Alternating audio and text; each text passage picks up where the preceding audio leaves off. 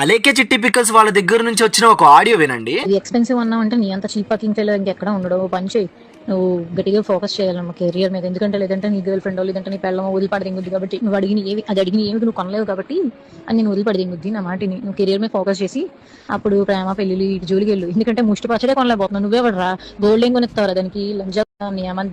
ఒక రోజులో వేల కొద్ది మెసేజెస్ అయితే డీల్ చేస్తూ ఉంటాము. అందులో వచ్చిన మెసేజెస్ అన్నీ కంప్లీట్గా సగానికి సగం బ్యాడ్ మెసేజెస్, తిడుతూ పచ్చి బూతులు తిడుతూ ఇంకా పేరెంట్స్ని కూడా ఇన్వాల్వ్ చేస్తూ అసభ్యకరంగా మాట్లాడుతూ ఇలానే వస్తాయి.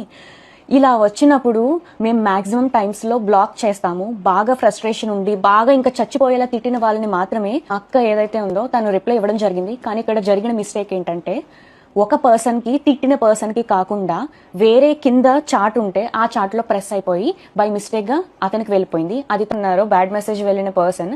ఆయన మేము అప్రోచ్ అయ్యి ఆయనకి మేము సారీ కూడా చెప్పాము. నేను క్లియర్ కట్గా ఆమె ఇక్కడ చెప్తుంది అబద్ధం అని అర్థమవుతుంది. ఎందుకంటే అక్కడ వాట్సాప్లో అతను పైన క్లియర్గా మెన్షన్ చేసి అది ఎక్స్పెన్సివ్గా ఉంది అని అడిగినందువల్లే ఆమె కింద ఎక్స్పెన్సివ్గా ఉందా అని చీప్ ఫకింగ్ అని తిట్టడం స్టార్ట్ చేసింది.